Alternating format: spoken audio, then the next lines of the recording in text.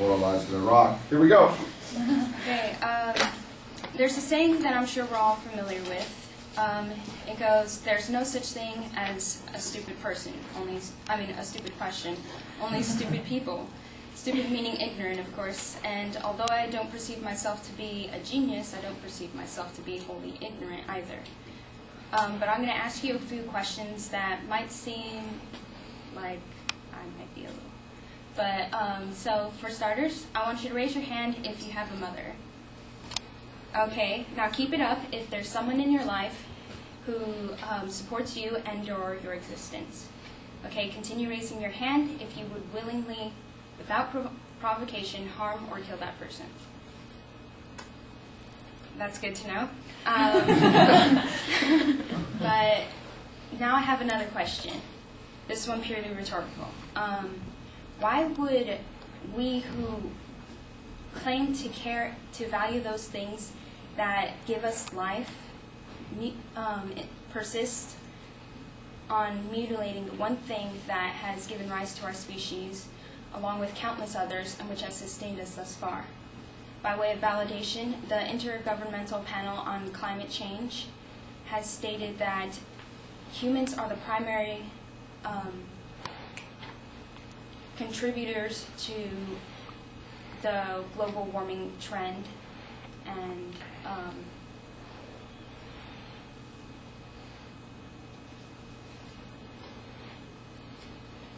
which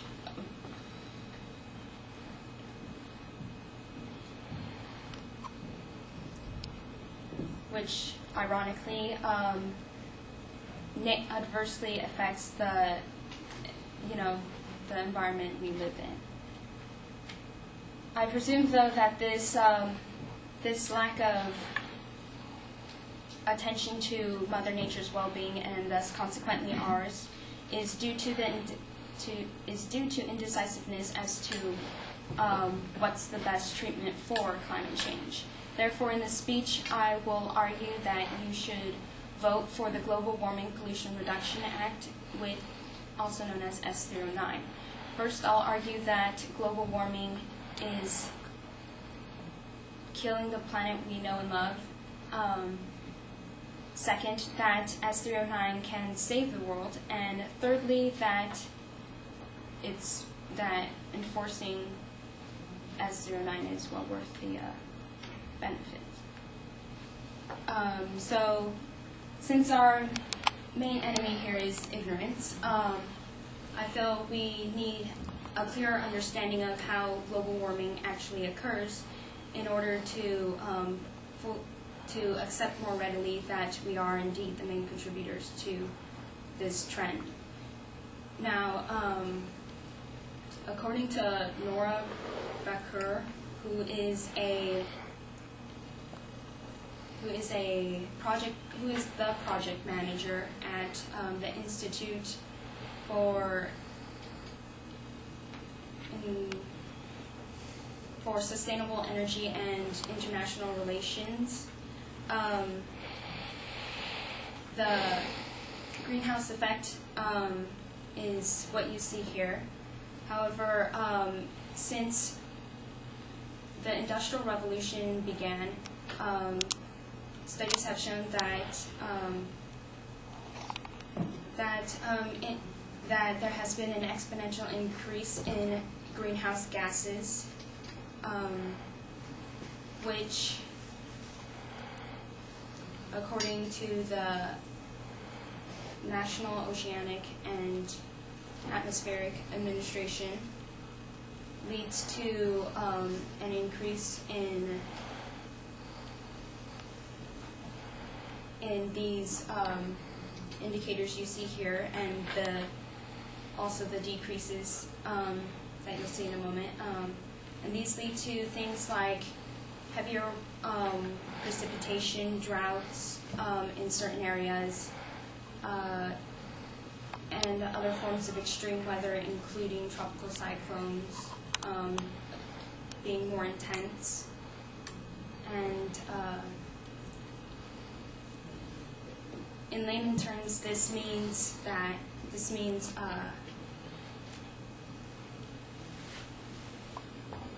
In layman terms, this means an increased spread of infectious diseases,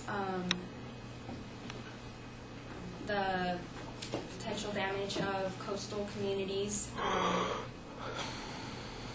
and the increased threat of certain species due to a loss of livable habitat for them. And so yeah,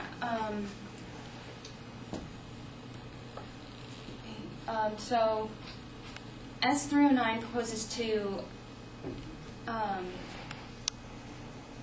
stop to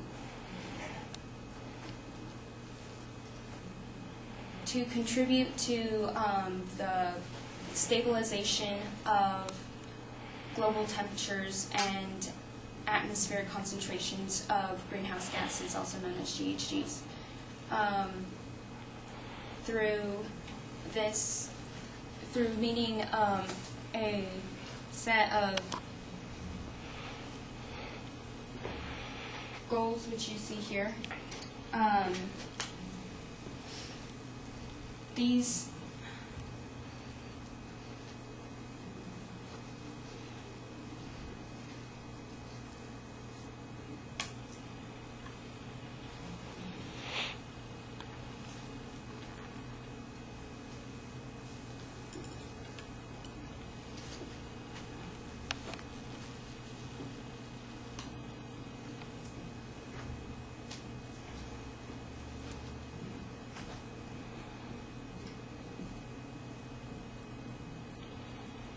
aside from meeting these goals, or to achieve these goals, the Act proposes to, give standards for renewable energy and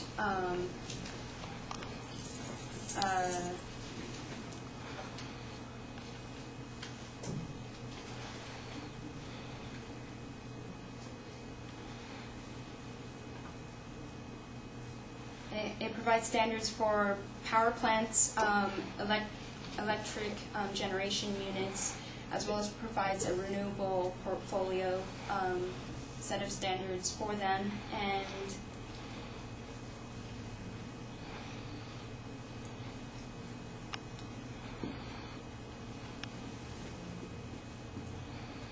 it requires that the National Academy of Sciences report to Congress and the EPA should global temperatures, the global average temperature increase more than 2 degrees Celsius or the greenhouse gas concentrations rise above 450 parts per million. In which case the EPA would then could then reduce the amount of emissions that our nation is allowed to produce. According to several scientists, in a Wall Street Journal, about 16 scientists stated or signed an article saying that that mitigation policies for global warming is not financially justified. However, they are true with, but not with all mitigation policies.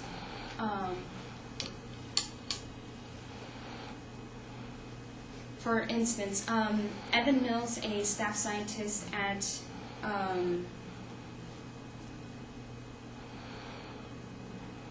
in his article, Weighing Climate Change Mitigation Risks, states that renewable energy